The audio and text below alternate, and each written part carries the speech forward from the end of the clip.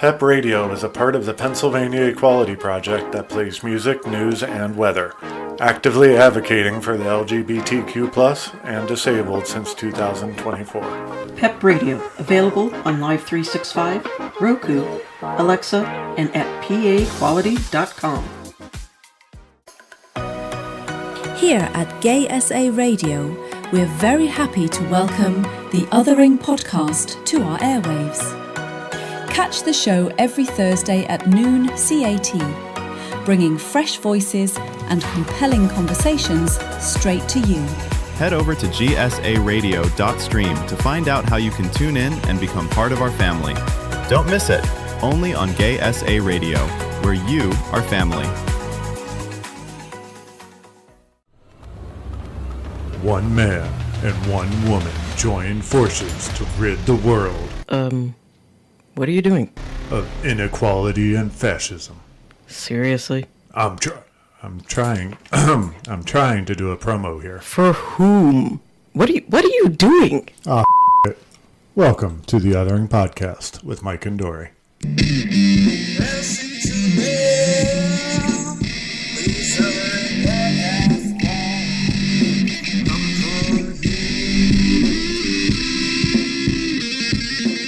Okay, today we are talking with Jeremy Andrew Davis. Jeremy's journey is fascinating. You might know them as a leading disability advocate with a social media platform of over 730,000 followers and content watched for a cumulative 2,500 years. That's not a typo. That is accurate. They're a public speaker, a two-time Anthem Award winner, and have partnered with folks like Kevin Bacon's 6 Degrees organization to educate the public. But Jeremy is also a filmmaker and soon to be a debut novelist. He takes that lived experience and uses it to create compelling narratives about complex, disabled heroes using the power of genre storytelling to shape the culture of tomorrow. Their work is all about building shelters with words so others don't feel lost. Welcome, Jeremy. Thank you for joining us. Thank you so much. Thank you so much for having me. No. It's our pleasure because, like I said, I am just excited to talk to you. I have watched your videos for a long time, and like you have taught me so many things, and I just love watching you. And you're just Thank you. I really appreciate it. I'm getting all rosy cheeked over here. So let's start at the beginning. How did you get started doing the content creation and the advocacy and getting to the point where you are today? Oh my gosh. How far back should I go? That's the question. Well, I was born on a rainy night. No, I don't know if it was raining, but back in 7th grade, I had an epiphany. I found I was coming to the realization that I was just immersed in stories of all formats a lot. And I was like, oh, because I'm so ostracized from a lot of society, I'm finding refuge in these stories where I can feel like I can have a normal experience, normal-ish. I can feel accepted or whatever. And so I set off on this laser-focused quest of I'm going to be a filmmaker that creates these stories that are shelters for other people like me who need to find that rest or maybe need a safe way to experience things in life. So one-track mind ever since. and it is true that you do like oh my god, my mouth is not working. Sorry. It's fine. I get that too. But it's true that you are so good at storytelling. I mean, the way that you were able to take anything that's going on and make it pertain to so many different people, and then also explain it in a way that it's like, oh my god, why didn't I see it like that, is truly a gift that not many people have, and you're really, really good at that. Thank you. It has been a skill that was honed over decades of hard lessons. Yep. I don't know how much talent is left in that skill or how much was there to begin with. Because of the autistic perspective, like I definitely have struggled with communication.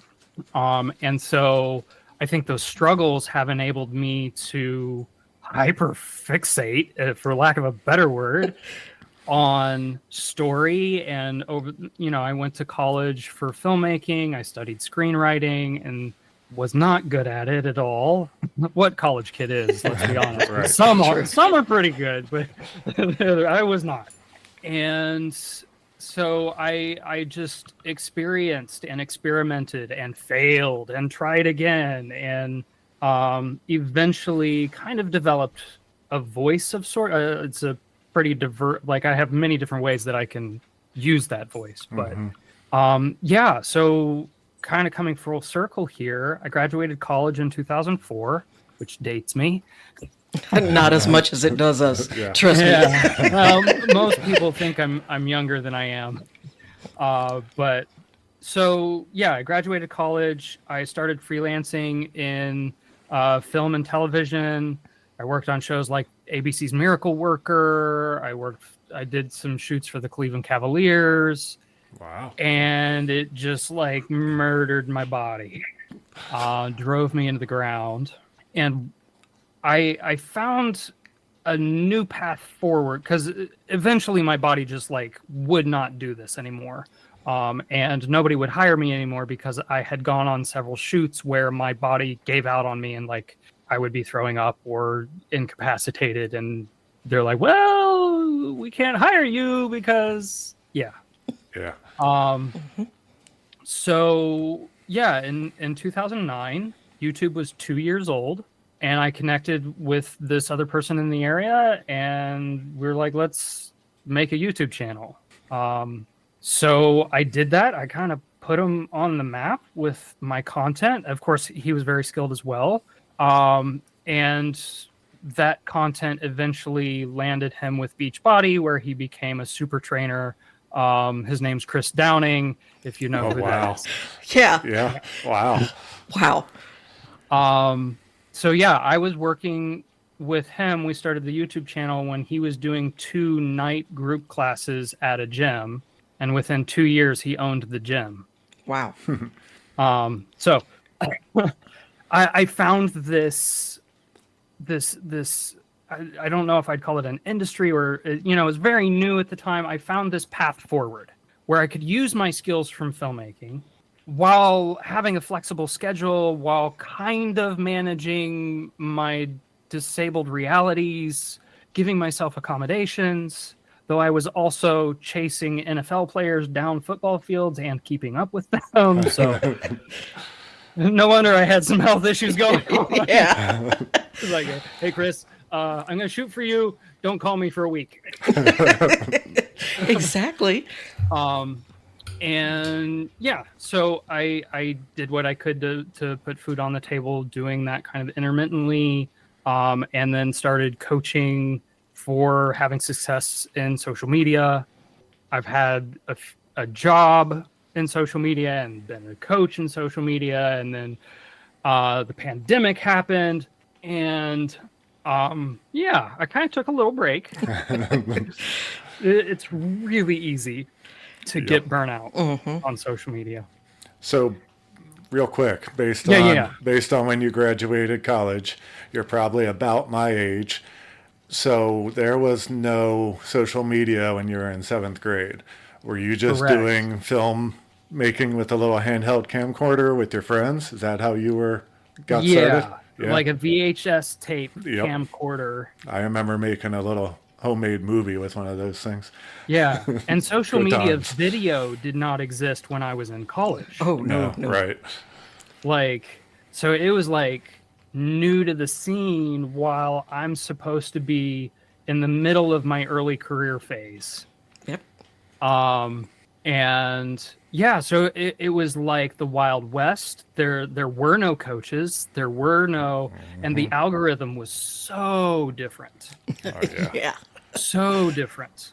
And it's changed so much just in the last year too. So it's yeah. So do you feel like if you were to start today, you would be able to get to where you are now like you did then? I feel like having started 20 years ago when YouTube videos first started gives you a big advantage. Yes No? and no. Um, I mean, we're kind of getting off topic here, but No, not no, really. it's actually right on topic. It takes me right into the next phase. So in 2021, I had taken a little break, and I was like, you know what? I've been making social media videos for all these other people. I'm gonna make it for myself. I'm not going to follow any of my own rules. Like, I was a certified YouTube coach. I'm breaking all those rules because it's not accessible for me.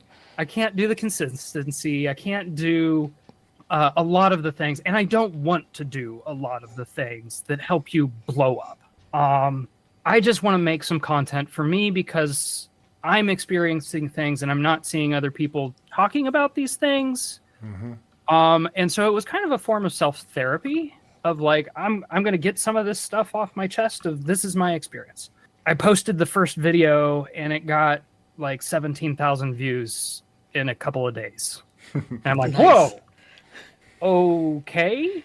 Well, that was a fluke. And like, I waited a month on purpose. Just like, I'm not diving into this. I'm not burning myself out. I'm just gonna, see what happens. And a month went by and I'm like, yeah, I'm inspired to do the next one.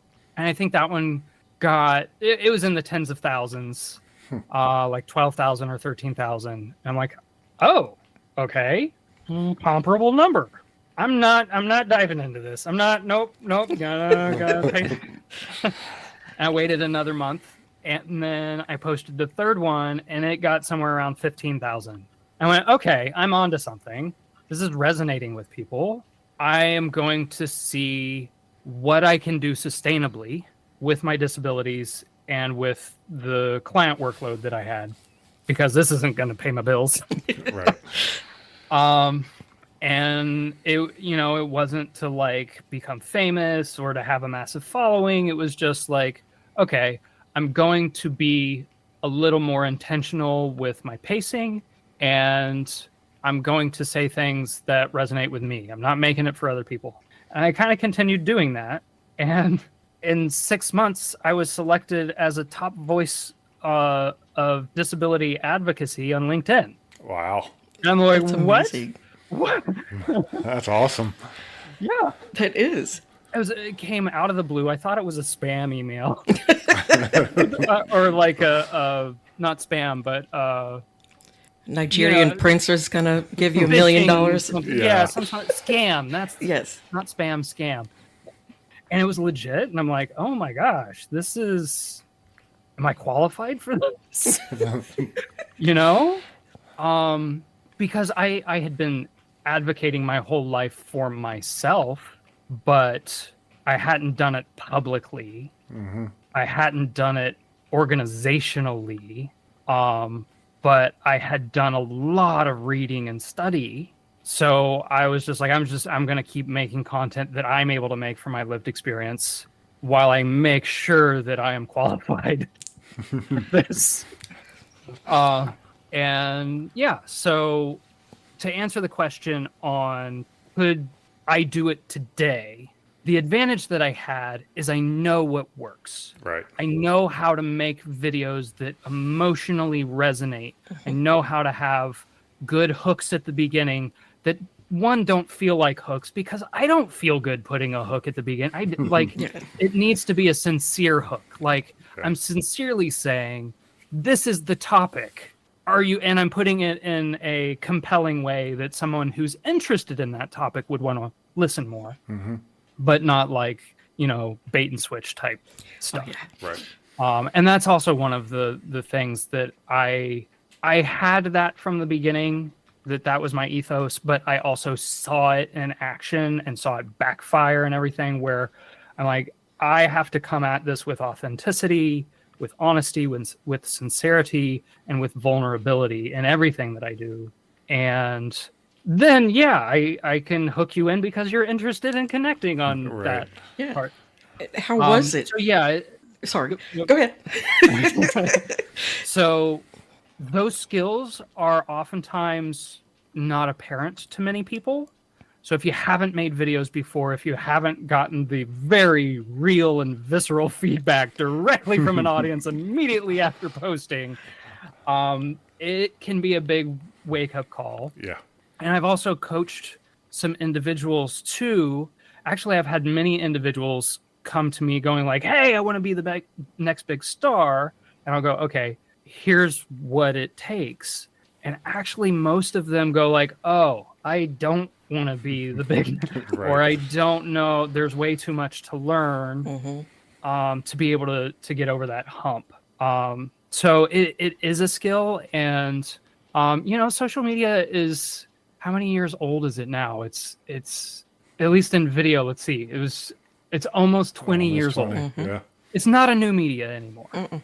And yet it's still treated like this Brand new enigma, weird, no man's land of like people playing around unseriously. Yes. Because it changes so often, nobody knows. Yeah, I think that does I kind of hurt it. I see so many people disparaging it while at the same time being jealous of it. And it's like, this is a valid media format, It is. just as valid as cinema or TV, that requires skill. And some of it, yeah, you can make some hooky AI videos that like, Yeah. really tickle on people's base emotions. Sure. That's slop. Right. But to be effective and to make an impact and to do quality work, it does take quite a bit of skill. So if I was coming into it with the skill sets that I had in high school or even college, I don't know that I could walk in and have that level of success. But also, before I was making my videos, I intentionally watched a number of people, both in the space, in the niche that I was wanting to be in, and as well as various different niches, and gone, I like their approach. And pairing that with, this is what resonates with my heart and my voice and how I want to communicate. So because I have the background in screenwriting, I wanted to write scenes. So I'm practicing my screenwriting. So I'm like, I'll have two characters talk to each other. And then acting's not really like a career path that I'm set on trying to, be in Hollywood movies or anything. If it happens, hey, I'll take it. You're good enough. I think you would be It's awesome. fun. It's fun. I do musical theater. I like acting. So yeah, it's finding those things where it's sustainable for me. It's fun for me to do, and it's not getting to feel too much like a job or a chore. And then finding those ways to effectively communicate. So how did you feel about being so vulnerable? And, being able to put all of your feelings into not only your characters, but your stories, because some of those things that you have talked about, most people would be terrified to even like remotely say. Yeah, I'm weird. That's a good answer. That's the best answer, actually, because Right. I feel like in my case, like I'm the type of person that when I see something wrong, I can't shut up. Yeah. Oh my It gosh. Yeah. This drives happened to me me nuts. today. Yeah, and Yeah. like, in fact, there was somebody who is not disabled, parked in a disabled parking spot. And I asked Mike, I said, we need to park behind him and we need to like videotape this and like call him out and make sure that his license plate is visible, because it pisses me off when people do that. And it's just, and he's like, no, we're just going to keep going because I don't want to get shot today. But, and it's not like I want to get shot. It's not like my, dream job, but it's hard to shut up sometimes and not, say this is wrong. Let's talk about it. And yet Oh my gosh. Yes. there's so many people who can't say it. I am wired for vulnerability and transparency. So when I have something that's bothering me, I cannot help but go to who's involved with that and go, hey, this is bothering me. Can we talk about it? And it has caused me no untold measure of grief. I believe that. Yep. Because, like, whether it's a boss or a collaborator or a organization that I'm partnering with, and I go, hey, these things are bothering me, so many times it's met with defensiveness, with deflection, and not like oh, here's my vulnerability and my transparency. But when I have had the experiences where I have been met in that way, it is so transformative, because I often find that there are things that are outside of my perception in this dynamic that I am also affecting through my ignorance, because I'm trying to bring them things that, hey, I know you're not intending to do this, but this is how I'm feeling. Can we see from the same perspective, or like blend our perspectives together? And it's so wonderful when they go, oh, I'm not going to take offense, and I can completely understand how you might have arrived at that. Here's how I arrived at that, or this is why I've been doing this. And then I go, oh, okay. Yeah. Gosh, that makes so much sense. I'm sorry that I was getting upset. And then the best ones, they're also going, yeah, I'm sorry that I created, it's not I'm sorry you felt, it's I'm sorry I did. Yep. Even if it wasn't like intentional or malicious, it's like, I'm sorry I made this situation for my part. And wow, those relationships are so transformative and they're very rare. Yes, they are. Yeah. And I am so blessed to have a few people in my life who are like that, who are willing to show up at the same level and depth that I do, and will meet me there and will call me out when I'm doing something. And I'll be like, oh my gosh, yes. Or I don't agree with that, and here's why, but I completely understand your perspective. Right. And I like to have that gray area too. I've been having a lot of conversations, both in my comments and DMs, and then in people in my personal life, on the state of the administration and the country in the US, where how do we interact with people of different perspectives? And I've been having some fascinating conversations, which has helped me a lot too, because there are times when I get in the comments and I am heated and I am firing off all 4 guns. I don't know how many guns I have, but all of my guns, figurative. I'm blasting away because they're saying harmful things, and I have people in my community that need to see that I am willing to fight for them. Yes. But there are other times, especially when it's not on my content, where I am going into somebody else's community or somebody else's space or whatever, and somebody's being toxic. And I will address it. And depending on, what the topic is, how the toxic nature is, things like that. If it's a intellectual conversation over global warming, that requires a different approach, and me going in and blasting them isn't going to do anybody any good. Whereas if they're doing it on my page, it can do my community good. Yes. Right. Yes. So there's been times where I've had some really amazing conversations with people on the far right, where I'm like, hey, tell me more about that. How did you arrive at this?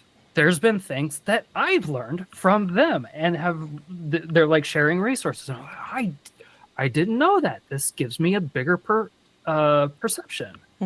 And I factor that into my worldview, because I don't want to have a narrow view.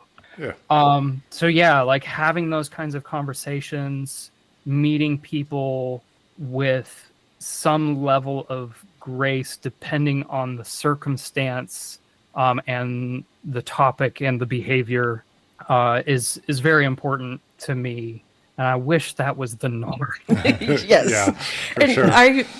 I completely agree, because sometimes if you can go at it in, a calm manner and say, look, this is, my understanding of what you're saying.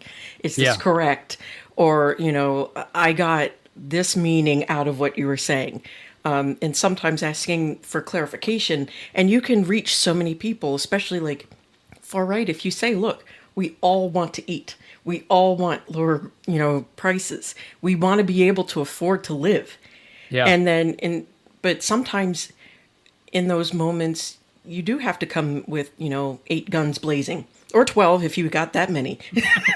If you can figure out how to do 12 guns, that's amazing. But, and, so it is a kind of a dance, I would Yes. say, where Absolutely. sometimes you have to come in with anger and, fire, and other times where you have to be like the sweetest person on earth and kill them with like super kindness. And sometimes just ignore it. Yeah, there is Yes. that too. Silence is a very, very valid response, and sometimes it's block. Right. And there's people who have done amazing things, reaching across divides of all kinds and bringing people over.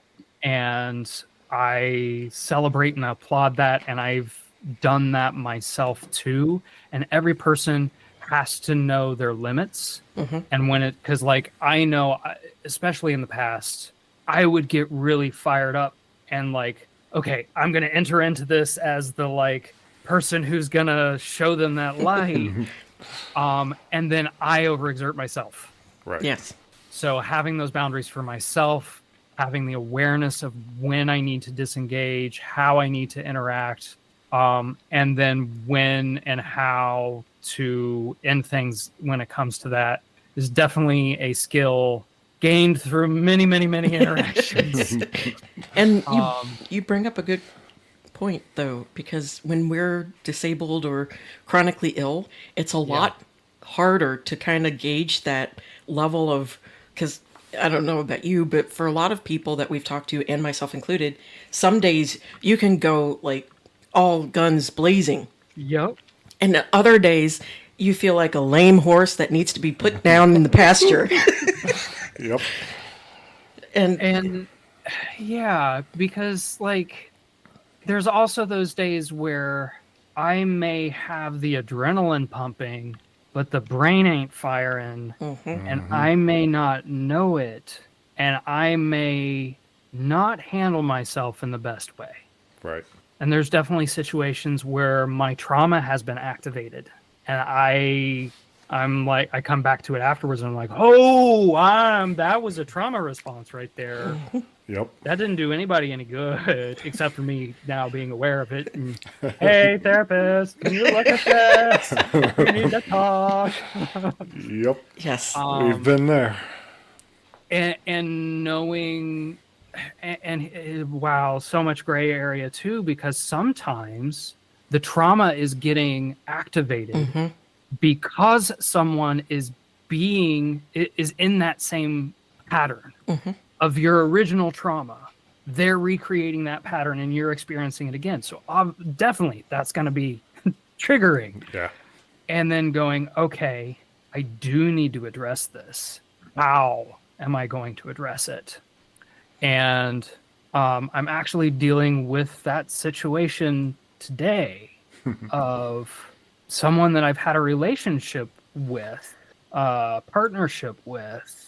Not that I keep on trying to find language that isn't romantic, and both like relation. Nope, partner. No, wait. Collaborate. The colleague, professional relationship with A dude that I'm really good friends with. So yeah, in a more professional capacity, where I brought up some patterns of communication that I'm like, hey, there's been this series. I want to shift this. Because this keeps happening, we need to shift this. We need to address this. And the responses have gotten successively worse. And I'm at the point where, like, our working together, this is not working. Right. How do I handle that? Do I lay all the cards on the table and say, look, these are all the things, but is that effective? They've shown a pattern of not listening already, so saying that is that going to accomplish anything? Right. And yeah, so what is the damage that could happen from trying to seek justice? And then it's that, really like, hard. oh my gosh, it's hard because it's like I feel like I'm eating the harm, and especially with people who have experienced abuse, whether it's physical or emotional or anything like that, people who have that kind of trauma, and my own CPTSD, we have gone through so much of our lives not getting justice, having to bear the burden of the fallout of these kinds of things. And it's so hard to go, I am going to choose silence again, because that affects our nervous systems so much. Yes. Yeah. Yes, it does. But I have to also remind myself that sometimes taking that flamethrower, I mean, you burned the bridge. Does me going, hey everybody, they burned the bridge, that's probably going to make it worse for me too. Right. And I wish our society wasn't set up that way. It would be so much nicer. Yeah. Easier to talk to people if it wasn't quite like that.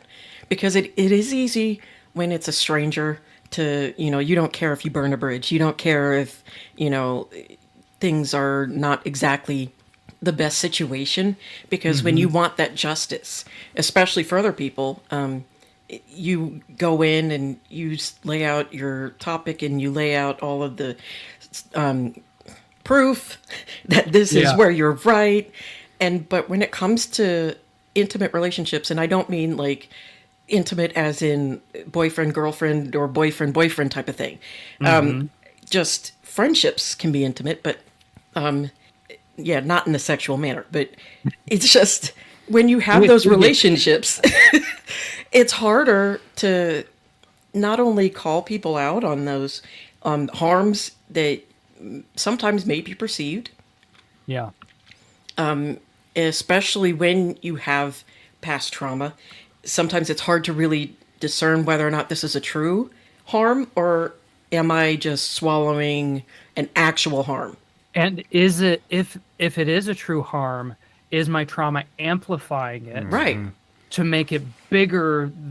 That's- So I'm making a bigger deal about it than I should be. Right. That's my problem. I tend to go into situations more defensive because growing up from the CPTSD, I was kind of taught to be quiet and to stand back and not stand up for myself, not help myself. So now when I see it, I go in guns blazing and I'm angry, I'm mad, I'm saying things I shouldn't. I do that with her too, but that's a different dynamic. It's because I'm a saint, so that's why I'm here. But yeah, I have the same issue where I let it get too personal, I think it is. Yeah, well, something that I've experienced with these in my own life is I've realized that when I have this instance, whatever it is in front of me, that's activating the past trauma, one, it dials up the volume on the emotions. And then two, even when I'm trying to gently express what I want to voice, all the times that I stayed silent in my past, all that anger comes out. Exactly. Because it's in this pressure cooker. And I'm like, okay, I'm going to hit the valve on it. So like, because I'm speaking up for once on this topic that the pressure cooker's hooked. So I'm like, oh, I take off the lid and kapow, it explodes. Yep. And having the maturity to go back when we make those mistakes, to go, hey, I did blow up. I did cause at least uncomfortableness, if not harm. Allow me to address that harm. And also, the other person should have acceptance, because that is a disability accommodation. Right. Yeah. So there's that both and give and take. And absolutely, if I created real harm, I need to do what I need to do to try and repair it. Sometimes there can't be repair. Done is done. Yeah. But yeah, it's so challenging, especially when with CPTSD or my own autism or any other neurodivergence, that this is how we think our brains are wired and how we navigate the world. It's like relationship after relationship after relationship. There's some sort of friction or break or point at which, I think it's inevitable in any relationship that you're going to hit some point where there are shifts or there are differences of perspective. And just finding people who will work through, like, even if, say, a professional relationship needs to end, making the process of that ending equitable and respectful. And I even mean when calling the behaviors out, like, yes, list them, be direct. Well, not too direct. Sometimes that can hurt us too. There's direct, and then there's what's the phrase? It's not coming to me, but like harsh. There's a difference between direct and harsh. So like direct and in your face. Yeah, there's direct and there's pointed. Yeah. Yours is better, yes. Pointed in your face. And I very much try to use AI as little as possible. And I absolutely respect people who are like, no AI at all. But I have found it to be a very helpful tool in many ways in conversations like this, especially if it's like via email, or if you had a Zoom call, and oftentimes people have like the AI transcript. Yeah. So like if there's a breakdown in the communication, you can take that into, say, ChatGPT and go, don't identify who you are, because that can skew the results. You say, analyze this conversation between these people and point out any breakdowns in communication. I did this today with the issue that I'm having with a colleague, and so I took the emails and I'm like, hey, where's the breakdowns of information? And it called me out. It said, Jeremy overshared. Or no, it wasn't overshared. That's my own language I'm putting in. It said, Jeremy, which I'm Remy now. I changed my name yesterday, but the email exchange was with the past name on it. So that's referencing that. But yeah, it said that I was overly vulnerable, and it did use the word vulnerable. And that can come across as being high maintenance in a corporate setting. Now, I didn't tell it that this was not technically a corporate email. It was between two professionals, but whatever. So yeah, it did call me out, but then it had some very helpful analysis of the other person to go, oh, it's not me. My perceptions are correct. And it like lists out. And because I have a background in communication and interpersonal communication, I can know if it's hallucinating some answers too. So that's an advantage. But yeah, and then I will craft an email. I write all my emails myself. I don't use AI because I know several people that I have professional, and I'm like, this is an AI email and it's not coming across well. It's not, no, I don't feel the personal connection. You're not building a relationship with me. You're not keeping the relationship intact. It's all orders of business now. And that's a major shift from what our relationship was. Please stop. Right. Yes. I want to have a relationship with you, not a bot. Thanks. But with that said, if I'm having a hard exchange, I'll usually type out like, so angry, and here's my vent. And then I'll throw that away. Yep. And then I'll That's write a it again. brilliant way to do that. I'm like, I'm getting my emotions that are tied to my trauma that are too heightened out. They're not in me, or they're less in me. Okay, get that out.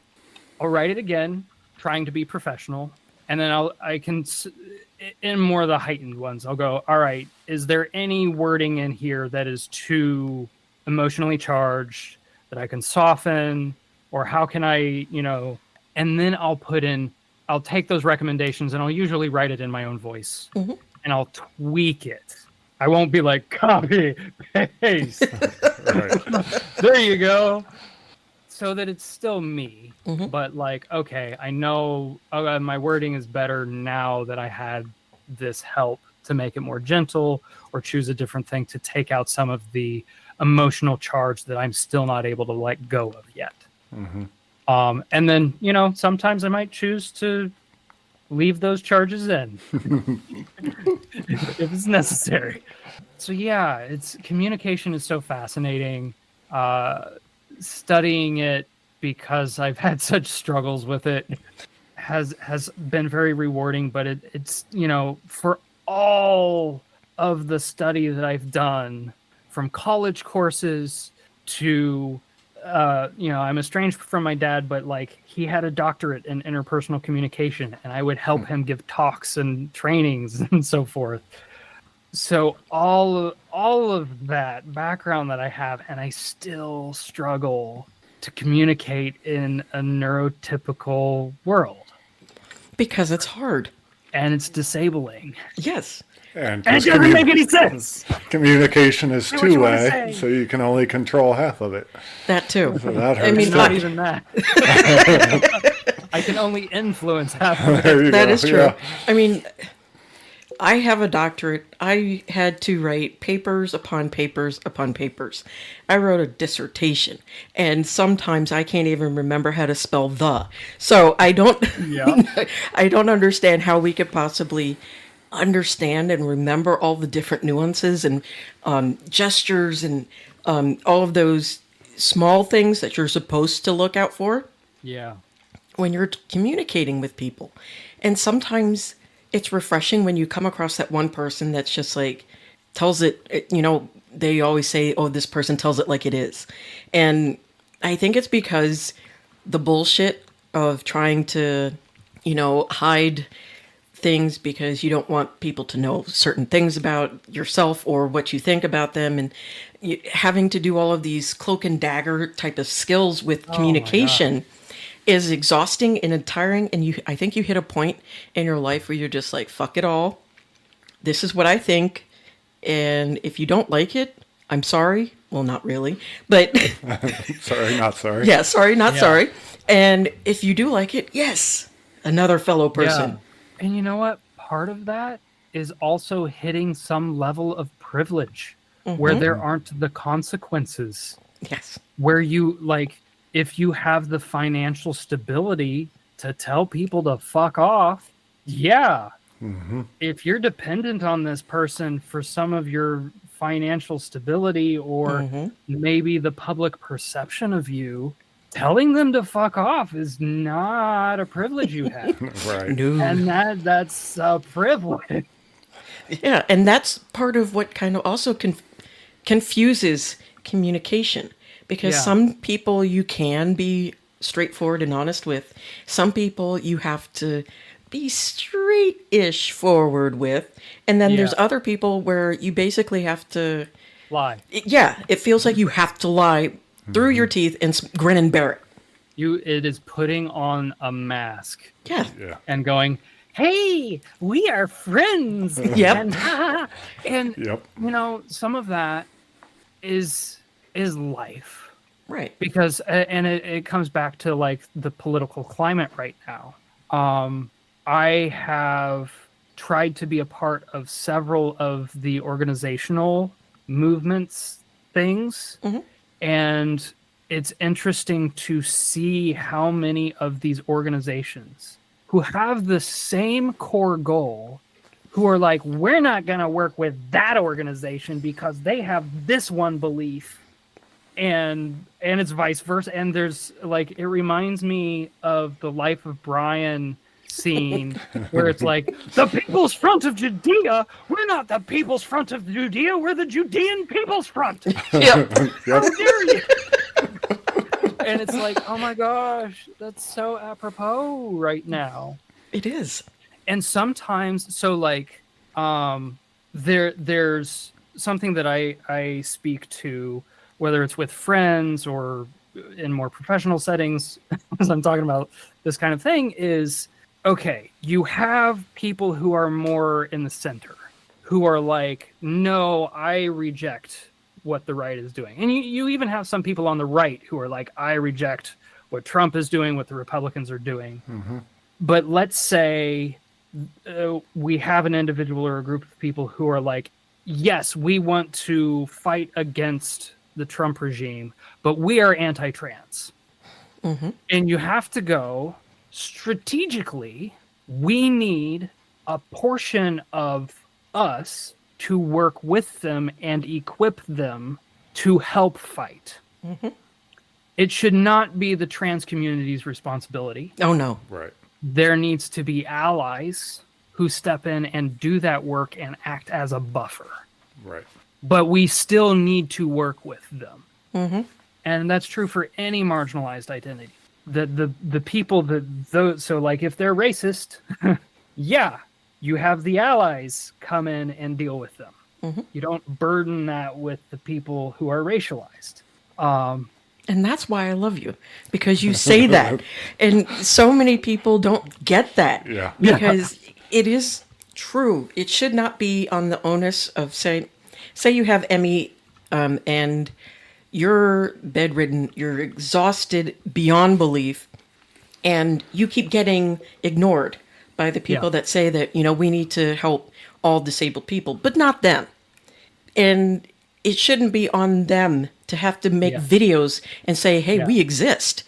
And so we have to include them for their voices, because some people just can't speak. Yep. And it's on, it's on men to speak up for women, and it's on, white people to speak up for all of the, it's a lot for you guys, but, to speak up for all of the marginalized, racialized people.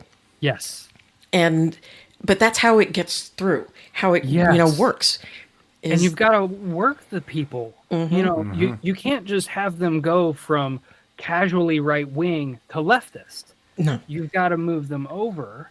And there are absolutely those people who cross the divide from trans people who are reaching out and like going, hey, and that's important work. And if you elect to do that, wonderful. Right. If you're one of the trans people who are full guns blazing, you have every right to do that. And that can also have a positive effect when you have the allies also helping. And so what I see oftentimes, like there's social media creators who have made videos like this of like, you guys need to stop attacking the people on the right who are trying to, and it's like, who?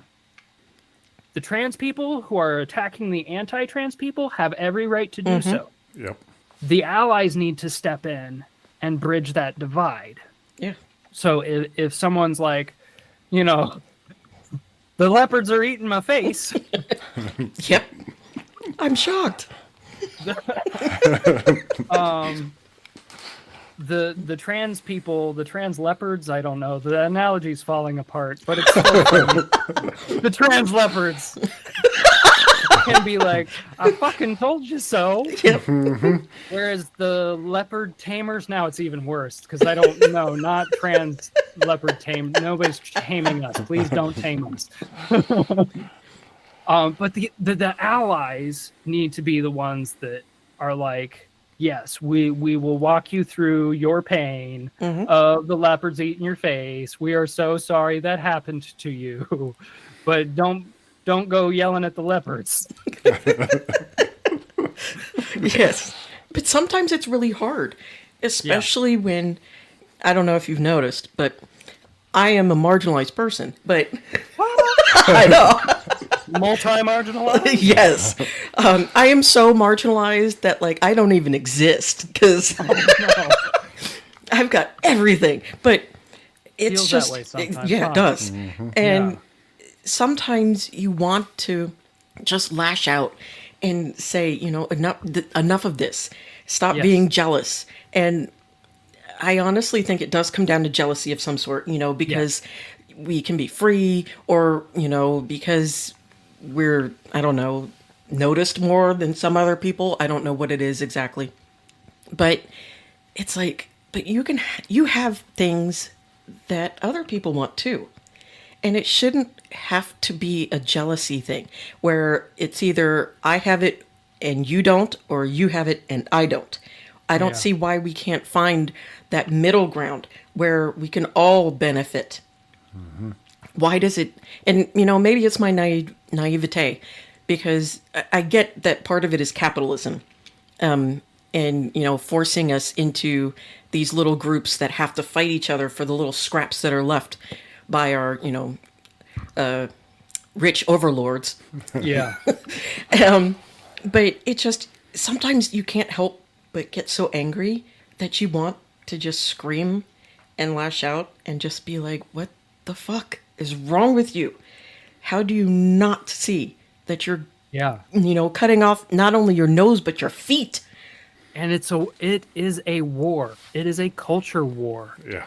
And you have a justified rage for the injustice that you've experienced, and that needs to be honored. And sometimes you need to take up the spear and the shield and go to war, and in that there still is the spies who go over and try to get people to defect. And all of it is strategy, and all of it works together, and all of it can have good positive outcomes, even when at the outset it may seem like a negative experience. I've had many people, past friends, where like we've gotten into it and I've laid into them and be like, this is my line, our friendship is done.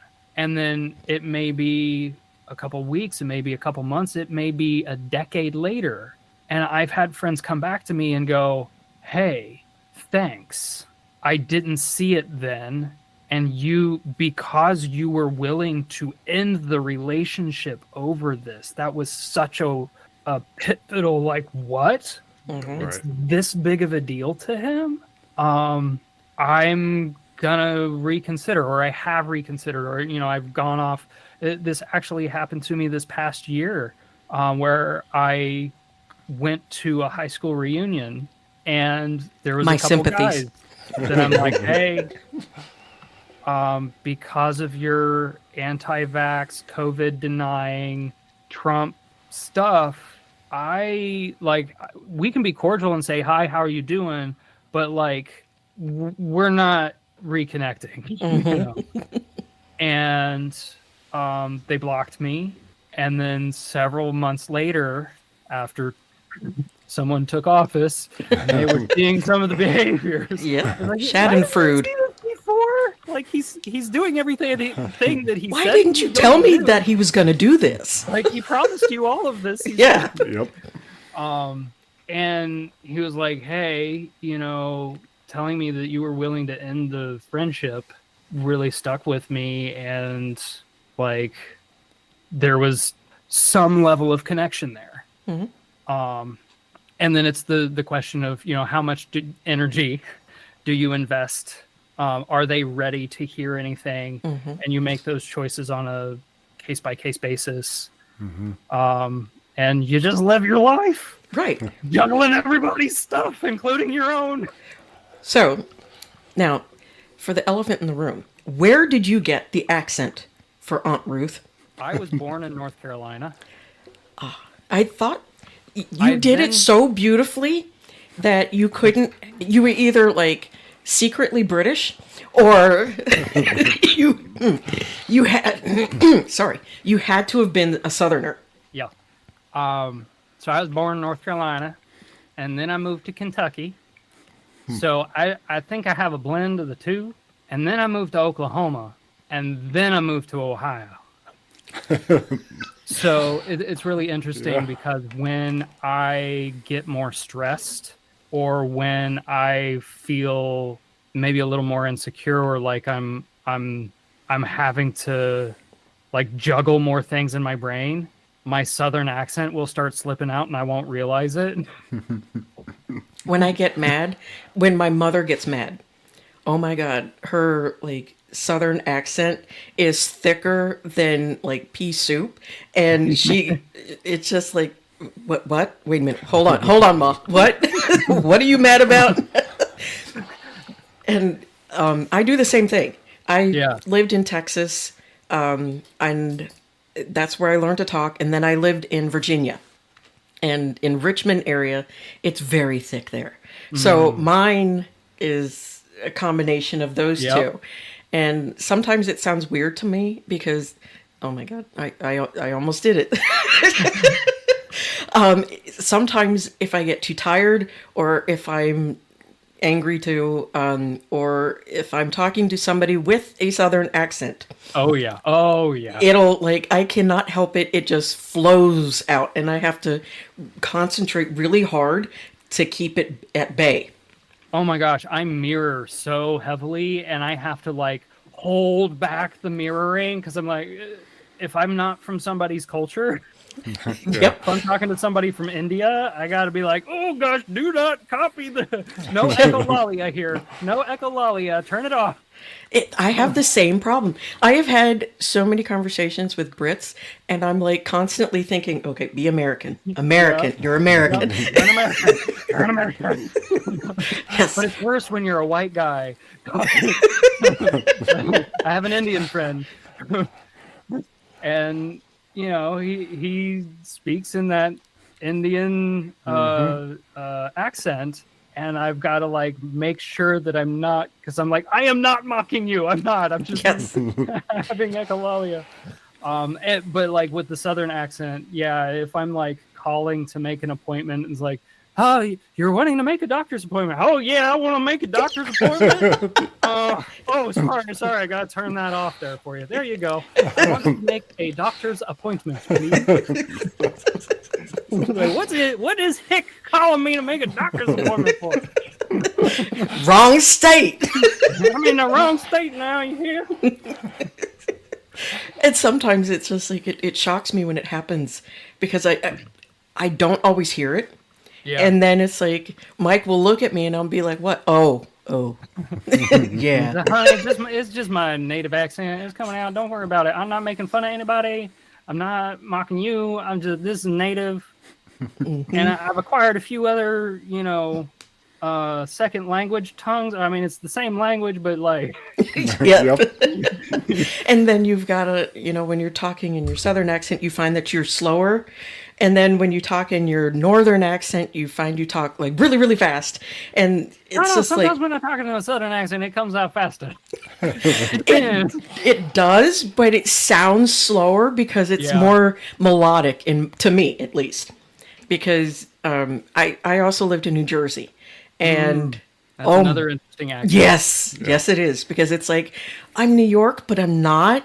And, I'm kind of Valley, but I'm not. But I'm kind of this. It's like everything, but you're not. Yeah. And it's really annoying. And I have that too, where sometimes if I'm not paying attention, I'll go Jersey, which to me, no offense to Jerseyans, I don't like the accent at all. But, 18 years there, it kind of sinks in a bit. Yeah.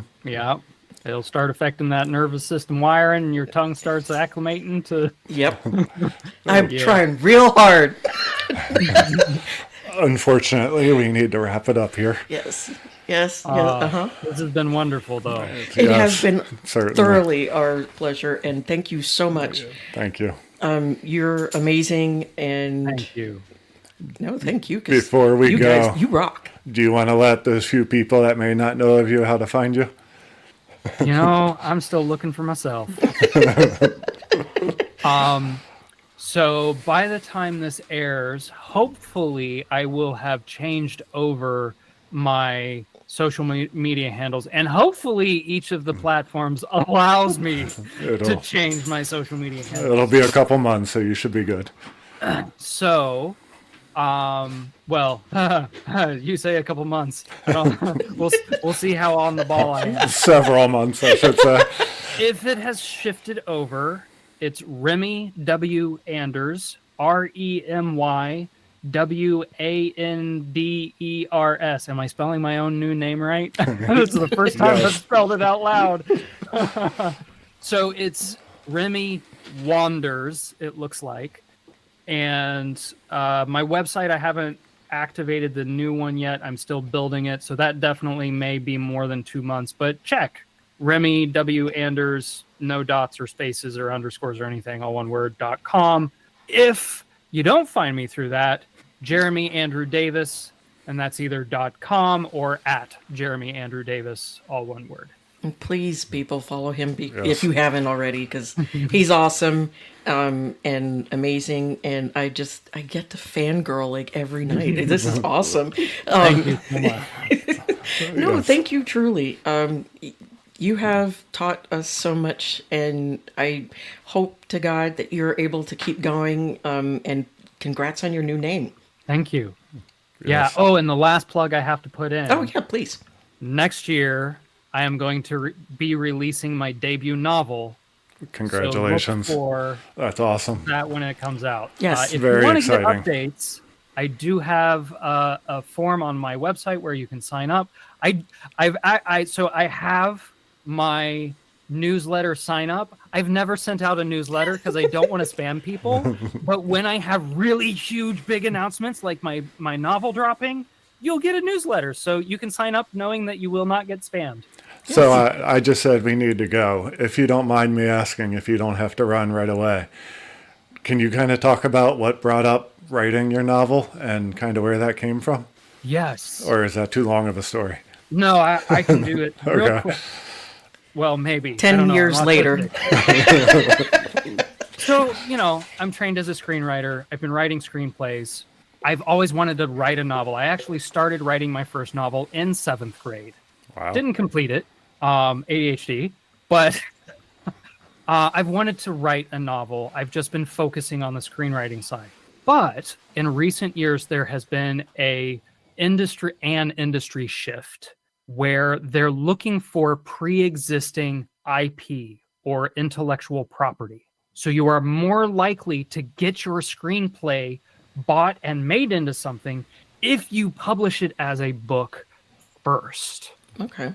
And it works in your favor too, because if you sell a screenplay, typically they give you a check and you no longer own the IP and they go and take it and do whatever they want with it. Mm-hmm. If you've published a novel, you license the IP to them when they purchase the screenplay. So you retain the creative license and you can continue to license it or like have terms on it with a much stronger negotiation platform than if you just have a screenplay. So I wrote the pilot screenplay first, then I did a pitch deck which covered a 3-season arc, knowing that that was going to be a 3-novel series. And so once that was completed, I started writing the novel, and then I completed the first draft this year, and I've been going through beta readers, sensitivity readers, and eventually we'll have it through an editor, and then I'll self-publish it.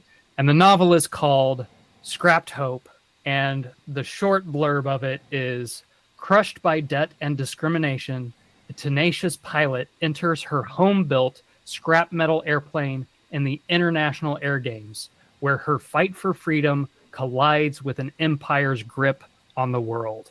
Okay, Awesome. that sounds fucking awesome. Yes. So who are you? Dingle punk, airplanes. Yes, that sounds much awesome. Who's going to play you in the movie, though? This movie? No. When they do the story about you, because, your advocacy I'm gonna and... play me. Okay, There you good. go. Of course.